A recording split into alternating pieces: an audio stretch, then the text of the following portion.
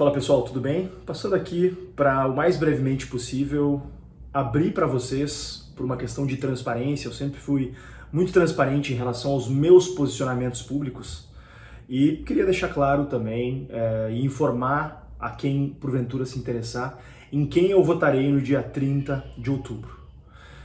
Evidentemente que eu adoraria que estivessem no segundo turno da eleição presidencial e da eleição para o governo do Rio Grande do Sul os dois candidatos que efetivamente me representam e para os quais eu fiz campanha e trabalhei para que fossem eleitos. Luiz Felipe Dávila, nosso candidato a presidente, sem dúvidas o mais qualificado. Me arrisco a dizer que o candidato mais qualificado que já concorreu à presidência da República, só que como a gente viu muito claramente nessas eleições, qualificação aparentemente não é um critério prioritário de boa parte dos eleitores. E para o governo do estado, a mesma coisa. Ricardo Jobim, um cara que defendeu com fervor, com princípios, com coerência, as ideias certas para colocar o Rio Grande do Sul no caminho do desenvolvimento e da prosperidade. Infelizmente, ambos não foram para o segundo turno. Então, a lógica do segundo turno é implacável, né? É dura e é clara. Existem duas opções e uma delas vai governar a nós brasileiros e a nós gaúchos.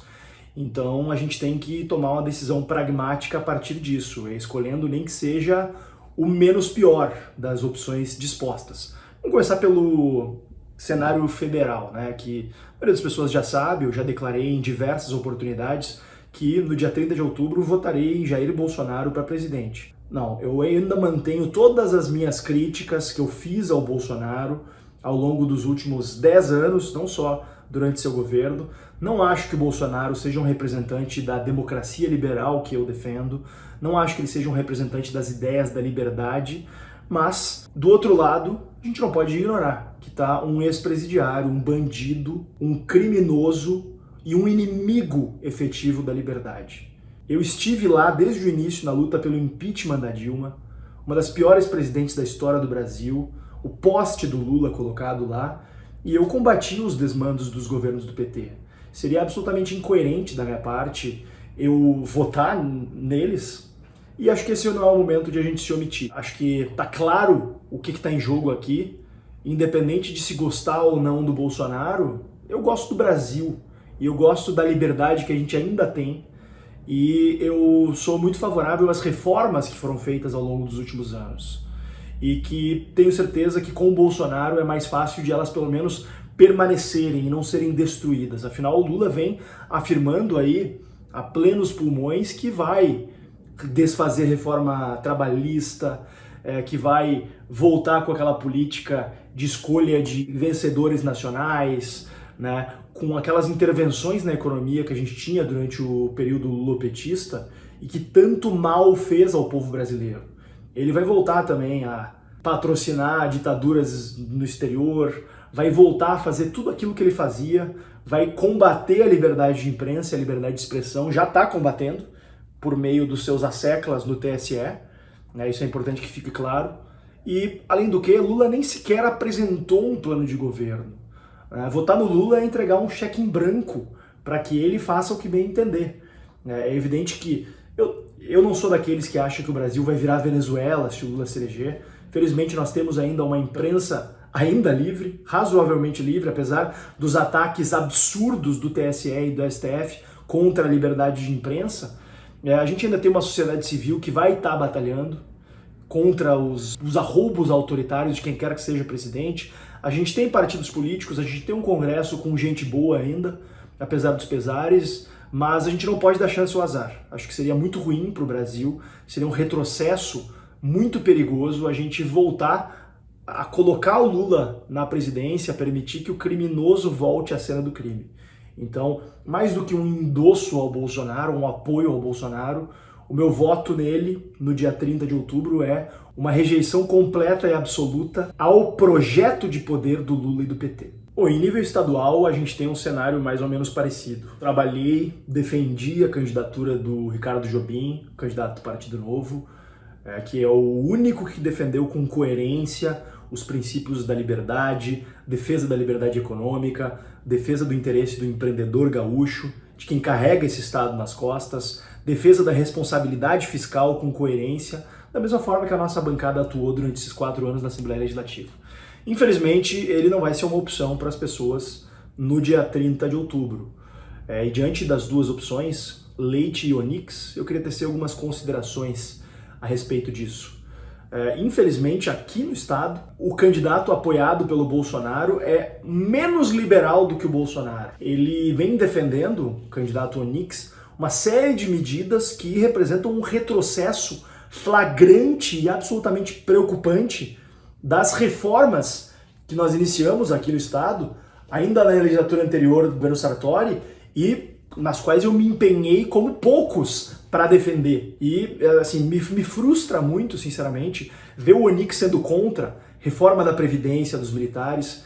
Minha gente, eu recebi ameaças à minha integridade física por defender essas reformas. Eu certamente perdi muitos votos de servidores por defender essas reformas. Reforma na Previdência, reforma nos planos de carreira de servidores, medidas fundamentais para reduzir o peso da máquina pública sobre as costas do cidadão e permitir que a gente voltasse a ter condições de investir no que é fundamental. E o Onyx está aí, acenando para essa turma de uma forma populista e demagógica e que me preocupa muito. O Onyx já disse também que vai reverter a privatização da Corsan, que foi mais uma batalha duríssima que a gente travou na Assembleia Legislativa e que, além de ser um desrespeito a todo mundo que quer viver num estado mais enxuto, que acredita nas ideias liberais de que o governo tem que se meter somente no que é o básico, fundamental, e não ficar gerindo empresas, é ainda uma temeridade, uma irresponsabilidade, porque vai prejudicar o atingimento das metas de universalização do saneamento básico que nos foram impostas pelo Marco Legal Nacional do Saneamento Básico, aprovados durante o governo Bolsonaro, um projeto importantíssimo de autoria do governo Bolsonaro. O Onyx quer cancelar a privatização da Corsan, falando que discorda do modelo. Olha, eu também tive minhas críticas ao modelo, mas é melhor ver a Corsan privatizada do que ficar mantendo essa empresa estatal ineficiente, né? Até uma redundância falar isso, mas uma empresa que não tem condições de fazer os investimentos que precisa e que não vai cumprir com as metas de saneamento, simplesmente por discordâncias pontuais. A gente tem que privatizar a Corsan o quanto antes. Já passou da hora de privatizar, inclusive. O Onyx vai atrasar essa privatização. Ele vem falando também que vai retirar o Rio Grande do Sul do regime de recuperação fiscal. Um negócio absolutamente descabido. Inclusive ele, antes das eleições, ele tentou o possível para evitar a aprovação de uma mudança do PLC de teto de gastos, que estabeleceu a última adequação para que o Rio Grande do Sul aderisse ao RRF, que foi homologado pelo governo Bolsonaro, inclusive. E o Onyx tentou sabotar essa adesão no máximo que pôde e agora está afirmando que vai tirar porque quer renegociar. Como assim, cara? Onde é que tu estava nos últimos 6 anos, quando esse tema foi discutido, foi negociado? Ele era deputado federal e depois era ministro e não estava acompanhando esse debate. Por que ele resolveu pautar esse debate somente no período eleitoral? Será que é porque o regime de recuperação fiscal impõe travas importantíssimas ao gasto público e que ele agora quer tirar para gastar, para favorecer algumas corporações de serviço público? Me preocupa bastante esse tipo de medida e o Onyx vem falando abertamente que quer tirar o Rio Grande do Sul do regime de recuperação fiscal. Eu, inclusive, questionei o filho dele, meu colega, deputado estadual, com quem eu tenho um ótimo relacionamento. Olha, o que vai acontecer se o Rio Grande do Sul sair do regime de recuperação fiscal? Vocês vão fazer uma vaquinha para ajudar o Estado a pagar a dívida com a União? Os mais de 3 bilhões de reais anuais que a gente vai ter que pagar se a gente sair do regime? Enfim, é uma medida de total descompromisso com a responsabilidade fiscal. É esse tipo de raciocínio de curto prazo que levou o Rio Grande do Sul à situação que vive hoje, né? Uma situação de aperto fiscal, uma situação de dificuldade de investimento nas áreas fundamentais e que prejudica especialmente o cidadão que está lá na ponta, esperando por serviços públicos e que acaba pagando um imposto mais alto. O Onyx vem falando que vai rever as reformas dos planos de carreira também. Bom, isso aí vai aumentar o custo da máquina pública. Como é que vai fazer para pagar isso? Tem duas maneiras, né? Como o governo do estado, felizmente, não pode emitir dinheiro, vai se endividar ou vai aumentar impostos, né? E se endividar, seja obtendo crédito aí mundo afora ou fazendo que nem o Tarso Genro fez, que é raspando o tacho dos depósitos judiciais. Eu espero que ele não esteja pensando nisso, né? E também espero que ele não esteja pensando em aumentar impostos, mas o fato é que o cobertor é curto e não existe almoço grátis e nem regalia para servidor grátis. Alguém tem que pagar a conta. Então, sob essa visão, esse projeto do Onix, alguém vai pagar conta. E eu suponho que acabe sendo o pagador de impostos gaúcho, porque é sempre nas costas dele, no lombo dele, no bolso dele, que a conta recai. Então, enfim, por essas questões e deixando de forma muito transparente, mantenho todas as minhas divergências e minhas diferenças com o ex-governador Eduardo Leite, mantenho todas as críticas que eu fiz a ele, mas ainda assim eu não posso deixar que essas divergências falem mais alto do que a minha preocupação e o meu compromisso e o meu senso de dever e responsabilidade com os rumos do Rio Grande do Sul. E também com o legado que o nosso trabalho na Assembleia vai deixar.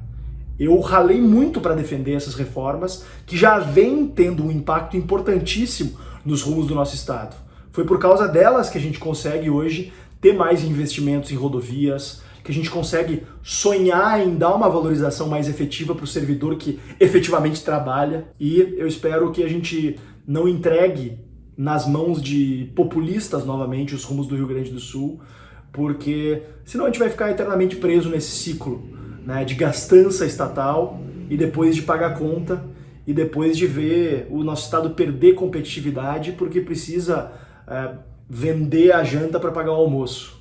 E eu quero viver no Rio Grande do Sul melhor, no Rio Grande do Sul mais livre, e eu quero, ao final do meu mandato, ter a tranquilidade e a consciência tranquila de que eu fiz o que estava ao meu alcance para que o Rio Grande do Sul fosse um estado melhor. E acho que nesse momento o meu dever é manifestar a minha contrariedade a essas propostas trazidas pelo candidato Onyx Lorenzoni, que mais se assemelham às propostas do candidato do PT, Edgar Preto, do que ao candidato do Novo, e manifestar meu apoio, portanto, e meu voto ao candidato Eduardo Leite no dia 30 de outubro.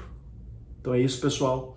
Fico à disposição. Aceito críticas, aceito discordâncias, mas adoraria se essas discordâncias pudessem ser pautadas a partir de argumentos racionais, razoáveis, e não a partir de achismos, a partir de argumentos que partam do fígado, porque disso a política brasileira e gaúcha já estão cheios. Valeu.